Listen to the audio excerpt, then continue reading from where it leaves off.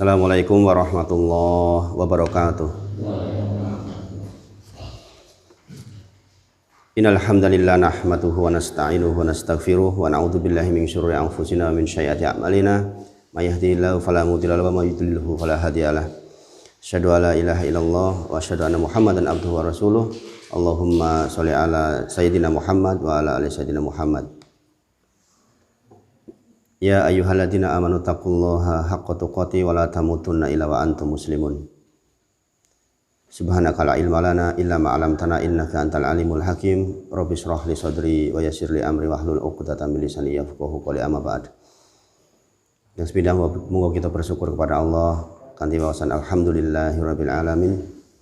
Mudah-mudahan Allah berkahi kajian kita enjang punika. Insyaallah kita nglajengaken pembahasan kitab Al-Usul Ats-Tsalatsah. Kita terakhir sudah sampai kepada mukadimah yang kedua. Insyaallah kita melanjutkan untuk masuk ke intinya. Di dalam pelajaran inti ini juga masih diantarkan lagi oleh satu keterangan risalah.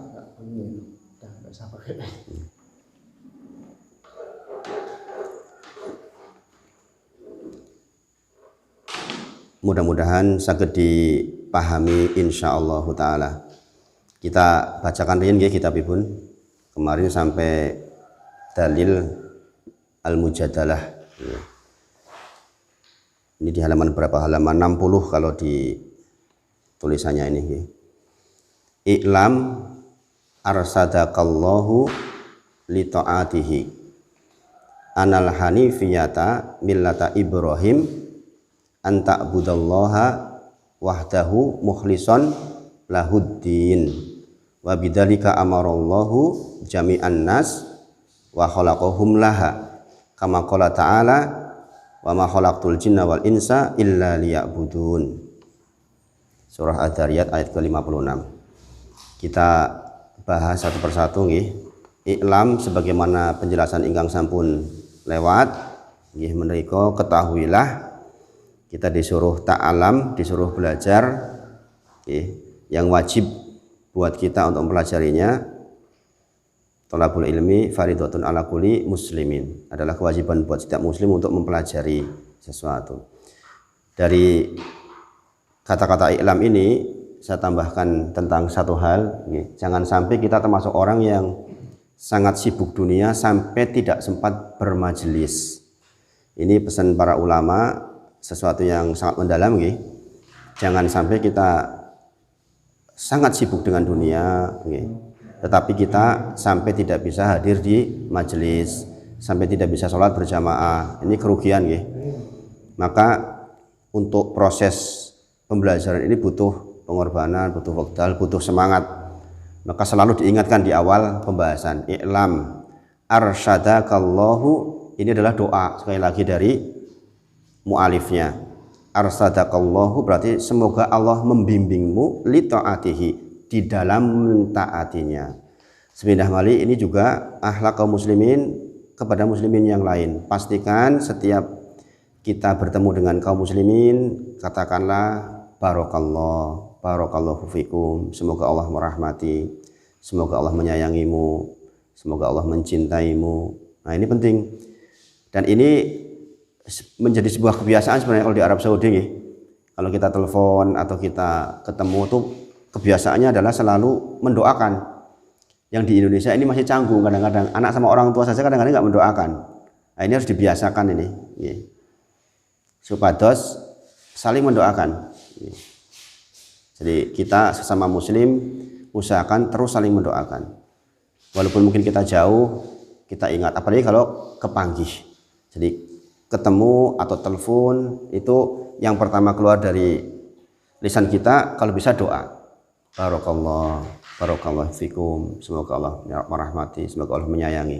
Ini menjadi kebiasaan yang penting dan perlu dibudayakan. Yang di Indonesia sepertinya agak kurang. Jadi tanyakan nih, pun maaf dari yang sehat, seperti itu nih.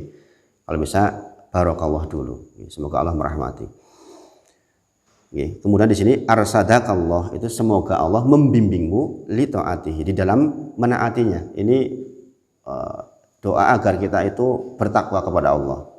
Allah mudahkan kita untuk taat kepada Allah. Dan ini sekali lagi menjadi poin plus dari penulis, bahwa beliau selalu ingin mendoakan seluruh pembacanya yang mempelajari kitab ini dengan doa-doa yang baik. Anna, sesungguhnya al-hanifiyata millata Ibrahim, sesungguhnya al-hanifiyah itu milahnya Ibrahim. Ini penulis ingin menerangkan tentang agamanya Ibrahim alaihissalam. Apa hubungannya dengan keterangan kita? Nanti kita akan ketemu hubungannya. Jadi di sini di awal pengantar bab untuk masuk ke intinya, beliau menyampaikan tentang sesungguhnya milah Ibrahim itu adalah milah yang al-hanifiyah. Hanif itu berasal dari kata ahnaf. Sudah lewat penjelasan dulu ketika di kitab Tauhid, insya Allah kita ulang sedikit. Al-hanifiyah itu berasal dari kata ahnaf. Ahnaf itu adalah maknanya condong. Jadi ahnaf itu maknanya condong, bukan hanya lurus tapi condong. Dulu saya sudah menerangkan ke jenengan semua bahwa orang yang hanif itu, jikalau di sini ada tauhid, di sini ada syirik, maka dia itu condong ke sini, bukan hanya lurus tapi condong ke tauhid. Jadi artinya orang yang sangat serius untuk condong kepada Allah, sehingga terjauhkan dari syirik. Ahnaf untuk orang Arab biasanya dipakai untuk menyebut orang yang kakinya O atau X, di mana kedua lutut saling menjauh sementara kedua kaki miring condong ke dalam. Jadi menunjukkan bahwa itu kecondongan maksudnya. Makanya disebut al-hanifiyah. Nah, jadi sudah malih penulis mengangkat tentang milahnya Ibrahim alaihissalam sebagai landasan pembelajaran kita insya Allah. Yaitu apa milahnya Ibrahim itu? Anta budallaha wahdahu mukhlisan lahuddin.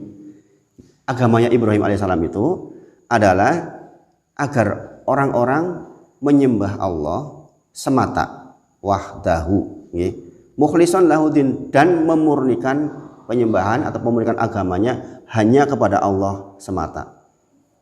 Jadi ini catatannya, ini dasar pembahasan kita di kitab ini. Salah satunya adalah bahwa milahnya Ibrahim itu adalah milah yang hanif, yaitu kita menyembah kepada Allah semata, Allah yang Maha Esa. Kemudian mukhlison lahuddin, mukhlison itu murni. Sebagaimana datang penjelasan dulu saya sampaikan, susu sapi itu kenapa dikatakan mukhlison, murni, susu murni, karena dia keluar dari dua kotoran, yaitu darah dan kotoran. Tapi dia keluarnya tetap susu murni. Artinya kita diharapkan menjadi orang yang mukhlison itu karena kita kan keganggu berbagai macam tuh di hati kita, ada gangguan ini, gangguan itu, tapi kita keluarnya tetap hanya karena Allah saja. Ini mukhlison lahuddin. Wa bidzalika amarallahu jami'an nas, yang dengan itu Allah menyuruh seluruh manusia, memerintahkan seluruh manusia, berarti memerintahkan bertauhid. Wa khalaqahum laha, dan Allah menciptakan kita untuk itu. Jadi kayak sudah malih, milahnya Ibrahim adalah menyembah Allah dan memurnikan agama. Kemudian dengan itu Allah memerintahkan semua manusia, bahkan jin. Kemudian Allah menciptakan juga dalam rangka itu. Kama qala ta'ala, sebagaimana Allah berfirman, wa ma khalaqatul jinna wal insa illa liya'budun. Sebagaimana Allah berfirman, tidaklah aku ciptakan jin dan manusia kecuali hanya untuk liya'buduni, untuk beribadah kepada Allah. Jadi ini catatan yang sangat tebal yang harus kita install dalam diri kita. Allah ciptakan kita itu tidak lain dan tidak bukan hanya untuk beribadah kepada Allah. Jadi kita boleh saja melakukan aktivitas dunia, tapi selalu jadikan tujuannya Allah. Akhirat menjadi tujuan kita. Sesiapapun yang akhirat menjadi tujuannya, maka dunianya akan dimudahkan. Ini sudah menjadi kaidah. Jadi jangan keliru, kita ngoyak-oyak dunia sampai nggak sempat bermajelis seperti ini, ngoyak-oyak dunia sampai nggak sempat sholat berjamaah. Ini keliru, karena kita ditujukan di dunia ini hanya untuk liya'buduni, hanya untuk menyembah Allah, hanya untuk menyembah Allah. Wa makna ya'buduni selanjutnya bawahnya, wa makna dan maksud arti dari ya'buduni di dalam liya'buduni di dalam ayat itu, di dalam ayat wa ma khalaqatul jinna wal insa illa liya'buduni, diterangkan oleh penulisnya, wa makna dan maksud dari ya'buduni, maksud dari kata beribadah kepada Allah itu apa? Yaitu yuwahhiduni, agar mentauhidkan Allah. Jadi kita sekarang sedang belajar intinya agama kita, intinya kehidupan. Ini sesuatu yang sangat penting, harta termahalnya kita, yaitu tauhiduni, yuwahhiduni, yaitu agar kita mentauhidkan Allah, mengesahkan Allah. Wa a'dhamu ma amarallahu bihi, yang dengan itu Allah memerintahkan dengan perintah yang agung, itu dengan tauhid. Jadi Allah memerintahkan kepada kita menjadi perintah yang paling agung adalah tauhid. At-tauhidu wa huwa ifradullah. Dan tauhid itu dia adalah wa huwa ifradullah bil ibadati, yaitu agar kita hanya menyembah kepada Allah saja. Jadi tauhid itu agar kita menyembah kepada Allah saja yang esa di dalam peribadahan kita. Wa a'dhamu ma naha anhu, dan dengan ini pula sesuatu yang paling agung yang Allah larang yaitu asyirku, lawannya tauhid. Berarti perintah teragung adalah tauhid, larangan paling besar adalah syirik. Wahwa dakwatu ghairihi ma'ahu, yaitu menyembah atau beribadah kepada selain Allah, bersama Allah. Jadi definisi syirik, menyembah Allah di waktu yang bersamaan kita menyembah selain Allah. Bukan seperti ateis, bukan. Kalau ateis kan nggak percaya sama Gusti Allah, nggak percaya adanya Tuhan. Kalau orang syirik itu percaya, menyembah kepada Allah, tapi juga menyembah kepada selain Allah di waktu yang bersamaan. Contoh, mohon maaf, ada orang malamnya tahlil,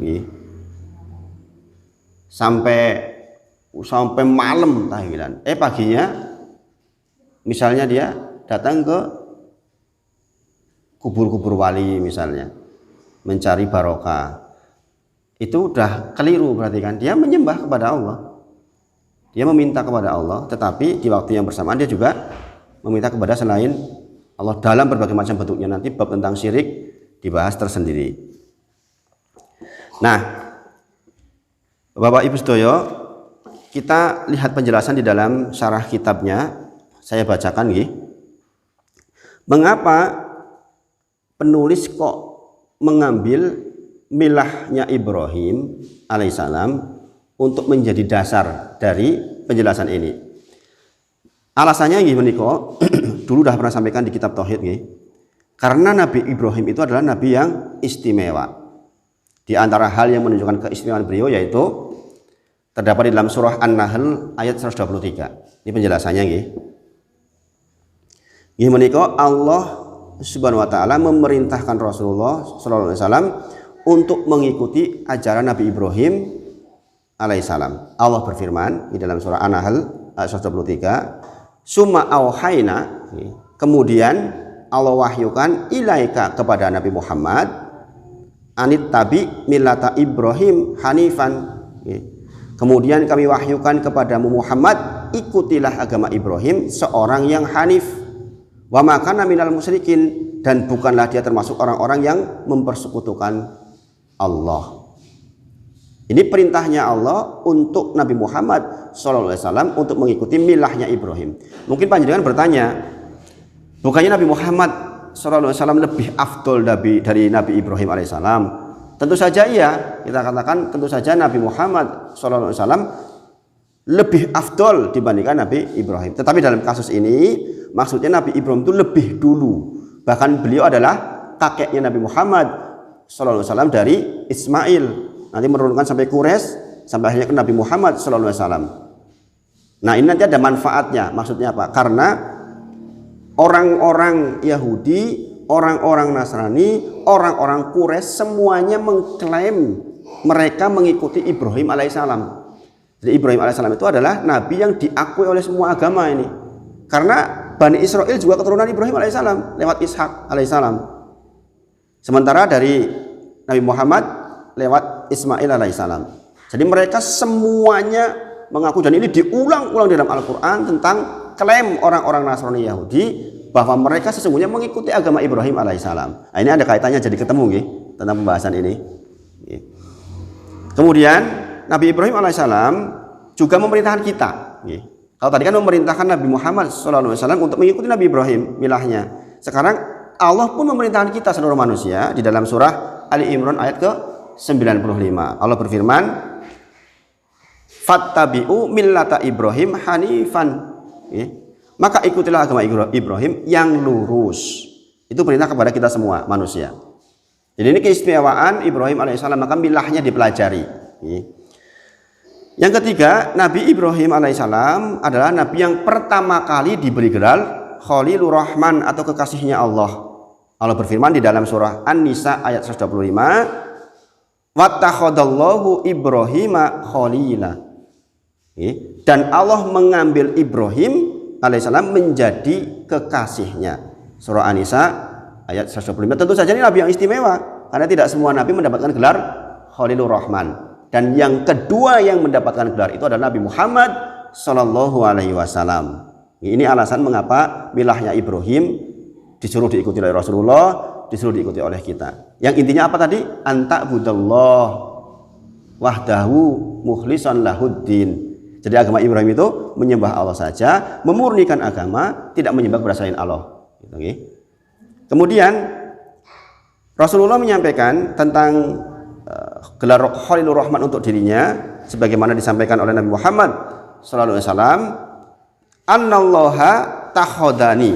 Sesungguhnya Allah menjadikanku khalilan, kekasihnya, kama sebagaimana takhada Ibrahim khalilan, sebagaimana Allah menjadikan Ibrahim sebagai kekasihnya. Wah, ini dua nabi yang sangat istimewa. Jadi Allah memilihku sebagai kekasihnya, sebagaimana Allah menjadikan Ibrahim sebagai kekasihnya. Kemudian yang alasan yang keempat, mengapa diambil milahnya Ibrahim untuk dipelajari? Nabi Ibrahim adalah satu-satunya manusia yang bertauhid tatkala itu. Kita tahu sejarah Nabi Ibrahim alaihissalam, dialah orang yang seluruh masyarakatnya tidak ada yang mengesahkan Allah, dia sendirian, bahkan bapaknya pun tidak. Belakangan baru kemudian istrinya. Tapi dia adalah orang yang sendirian bertauhid, masya Allah. Kita mempunyai keyakinan sendirian di masyarakat, gimana rasanya? Suwi-suwi mungkin kita juga akan rontok. Loh, kok kabeh wong beda karo aku? Mungkin ada perasaan seperti itu, nggih.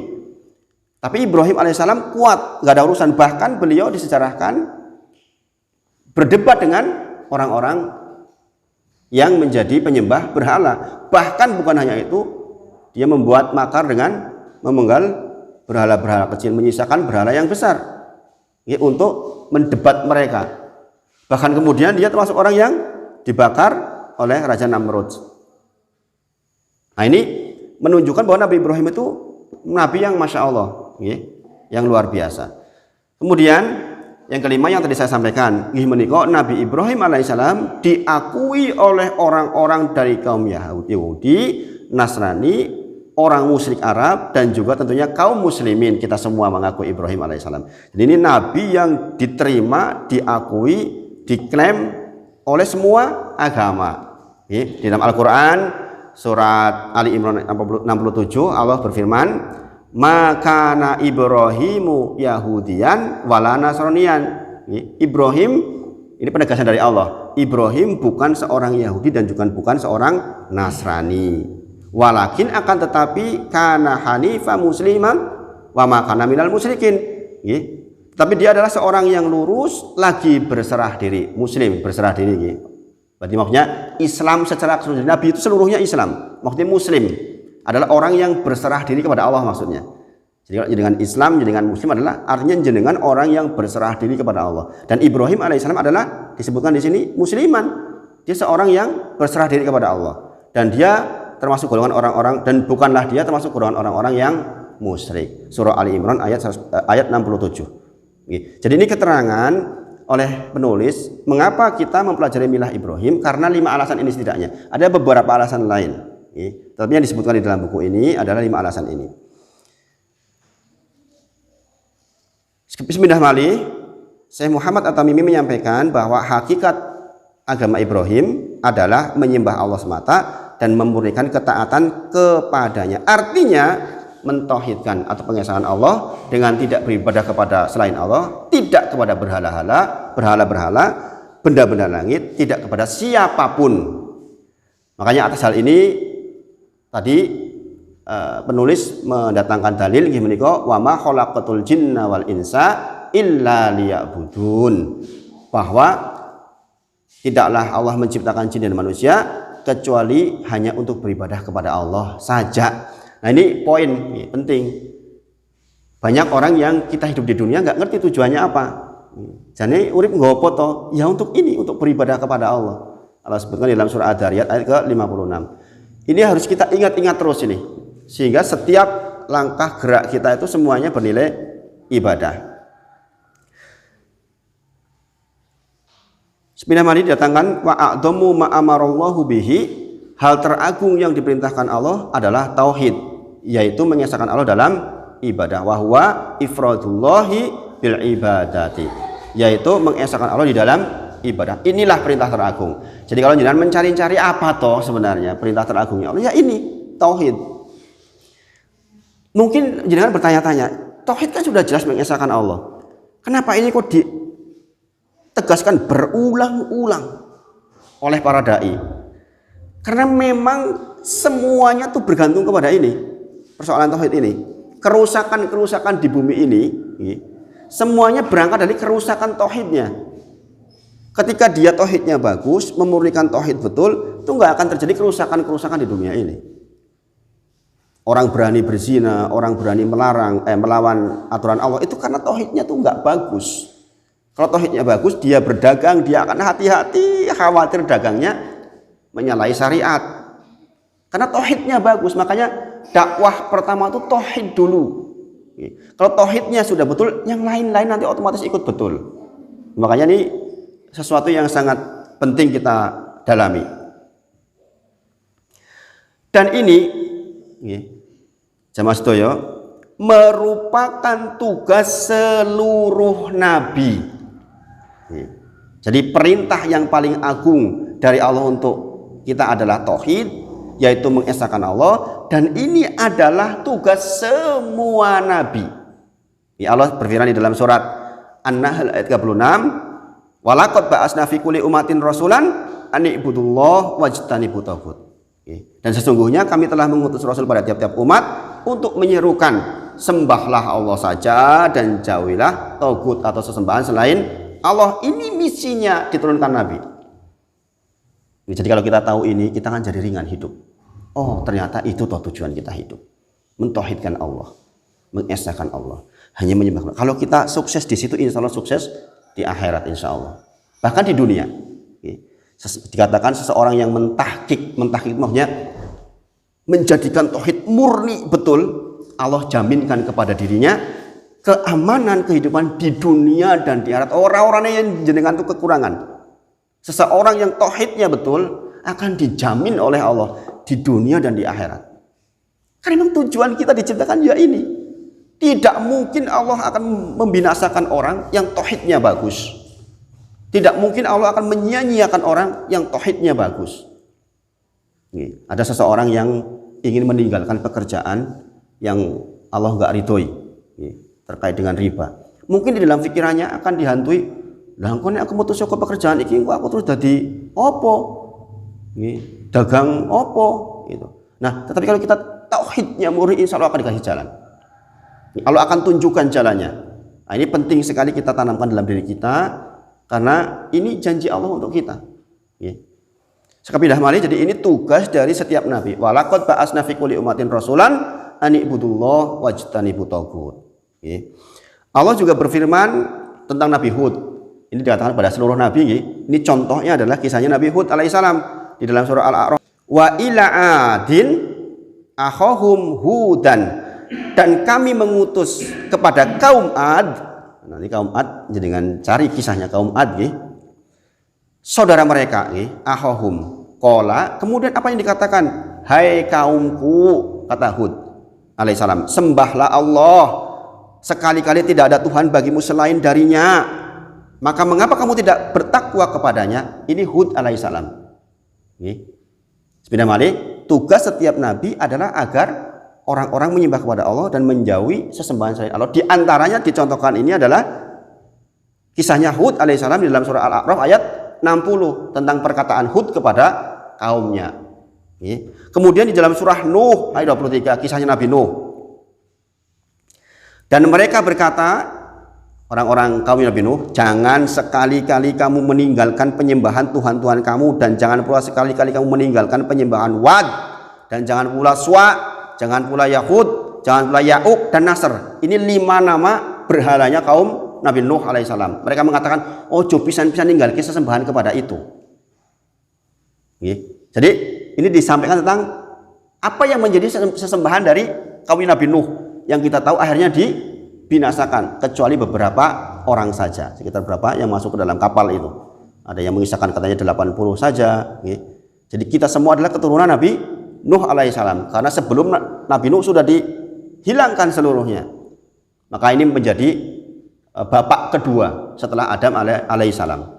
Semua yang ada di dunia ini adalah keturunan Nabi Nuh alaihissalam. Juga tentang kisahnya Nabi Salih alaihissalam. Menika, dan kami telah mengutus kepada kaum Samud, wa ila samuda akhahum solihan, dan kami telah mengutus kepada kaum Samud saudara mereka Salih. Ia berkata, hai kaumku, sembahlah Allah, sekali-kali tidak ada Tuhan bagimu selainnya. Surah Al-A'raf ayat ke-73. Jadi nabi-nabi itu sama. Ayat-ayat yang barusan dibacakan menunjukkan bahwa walaqad ba'asna fi kulli ummatin rasulan ani ibudullah wajtanibut taghut. Ya tugasnya ya hanya bagaimana agar orang menyembah Allah dan menjauhi sesembahan selain Allah. Jadi ini kita belajar intinya, inti agama. Kita mempelajari banyak sekali hal, tapi kalau ketinggalan di bagian ini itu rugi banget. Banyak orang yang ngaji sudah 5 tahun, 10 tahun ilmu fikih ini itu ngerti semua, tapi bagian ini kadang-kadang tidak paham. Nah, ini kan kerugian yang sangat besar. Kerugian yang sangat besar. Kemudian, apa itu tauhid? Di sini Syekh Muhammad At-Tamimi mendefinisikan tauhid dengan mengesahkan Allah dalam ibadah. Artinya adalah semua ibadah hanya untuk Allah saja. Diulang-ulang ini. Sementara hal yang sangat dilarangnya adalah kesyirikan, yaitu beribadah kepada selain Allah bersama Allah. Sebenarnya malih, ibadah kepada Allah bersama Allah. Artinya dia juga menyembah kepada Allah, tetapi di waktu yang bersamaan dia meminta kepada selain Allah, bersandar kepada selain Allah. Ini yang namanya syirik. Dalilnya adalah firman Allah Ta'ala, wa'budullaha wa la tusyriku bihi syai'a. Ini surat An-Nisa ayat ke-35. Dan sembahlah Allah dan jangan berbuat syirik kepadanya sedikit pun. Ini ada pembahasan yang sangat cukup mendalam terkait dengan wa'budullaha wa la tusyriku bihi syai'an. Intinya meliputi 2 hal. Intinya meliputi 2 hal penjelasan ini, yaitu kita tidak boleh menyembah apapun selain Allah dalam bentuk penyembahan apapun. Kalau apa berarti kan zatnya, kalau bentuk berarti caranya. Saya dipahami bukan? Jadi maksud dari syai'an, Jadi bismillah mari datang penjelasan tentang wa'budullaha wa la tusyriku bihi syai'an, sembahlah Allah dan janganlah kamu mempersekutukannya dengan sesuatu. Maksudnya adalah mengandung dua keumuman. Yang pertama, jangan kita menyekutukan Allah dengan apapun, syai'an, dengan apapun. Berarti dengan bintang-bintang, dengan pohon, dengan kubur wali, dengan orang sakti, dengan apapun. Bahkan dengan malaikat yang kita datang kemarin datang keterangan malakul muqarrabun atau nabiyyun mursalun, bahkan dengan nabi, dengan malaikat tidak boleh. Yang kedua, dalam bentuk syirik apapun, wala tusyriku, bentuk syirik apapun. Jadi mengandung dua pengertian di ayat ini. Menyekutukan Allah dengan apapun, dalam bentuk apapun, itu enggak boleh. Baik itu syirik akbar, syirik kecil, syirik khafi, syirik jali, dan segala bentuk syirik lainnya. Pembahasan tentang syirik harus dibahas tersendiri. Contoh misalnya syirik khafi, syirik ringan itu misalnya, syirik kecil misalnya riya, yang bahkan Rasulullah sangat takut. Adakah kau ingin kuberikan kekhawatiranku terhadap umatku yang melebihi kekhawatiranku kepada Dajjal? Maka kemudian dijawab oleh sahabat, tentu saja ya Rasulullah, apa itu? Maka asyirul khafi. Apa asyirul khafi? Ar-riya, dia adalah riya. Sahabatnya sum'ah. Riya itu berarti kita ibadah ingin dilihat oleh makhluk. Kalau sum'ah, kita ibadah ingin didengarkan oleh makhluk. Ini syirik asghar, syirik kecil. Syirik kecil itu di antara dosa besar yang paling besar maksudnya. Ada syirik akbar, syirik kecil. Ada dosa-dosa besar, zina, membunuh dan sebagainya. Syirik kecil ini di antara dosa zina, membunuh ini paling gede nih. Jadi riya itu mengerikan sekali. Jangan dianggap enteng. Jenengan sholat kemudian Allahu Akbar, tahu-tahu ada orang yang datang yang jenengan anggap terhormat, kemudian jenengan berubah niat. Saya pengen dibagus-bagusin, tak lama-lamain sujudnya, tak khusyuk-khusyukin karena ada orang, itu riya itu. Kalau sum'ah ingin didengar oleh orang lain. Ini naudzubillah hukumannya, Pak. Naudzubillah. Barang siapa yang riya, maka Allah akan tunjukkan keburukan dia di dunia dan di akhirat. Kalau jenengan suka riya, akan ditunjukkan di dunia nanti keburukan kita. Demikian juga kalau kita sum'ah, maka akan diperdengarkan keburukan kita oleh Allah di dunia dan di akhirat. Naudzubillah. Maka ketakutan Rasulullah terhadap riya ini melebihi khawatirannya kepada Dajjal. Karena memang riya ini menggerogoti orang baik. Yang didatangi riya itu orang pinter, orang rajin ibadah. Bayangkan, orang yang suka ke masjid, orang soleh, yang didatangi riya itu. Makanya kita harus sangat hati-hati dengan penyakit ini. Nah, ini yang disampaikan pagi ini. Insya Allah minggu depan kita sudah masuk ke ini pengantar, masih pengantar inti. Yang intinya adalah tentang penjelasan tentang milah Ibrahim alaihissalam. Insya Allah kita minggu depan sudah masuk ke intinya, yaitu ma'rifatullah, ma'rifat Nabi, dan ma'rifat dinil Islam. Ini yang penting sekali karena itu bagian yang akan kita pelajari di kitab Al-Usul As-Salasah. Demikian yang disampaikan pagi ini. Kita akhiri dengan kafaratul majelis. Subhanakallahumma wa bihamdika, asyhadu an la ilaha illa anta, astaghfiruka wa atubu ilaik. Wa akhiru da'wana alhamdulillahirabbil alamin. Assalamualaikum warahmatullahi wabarakatuh.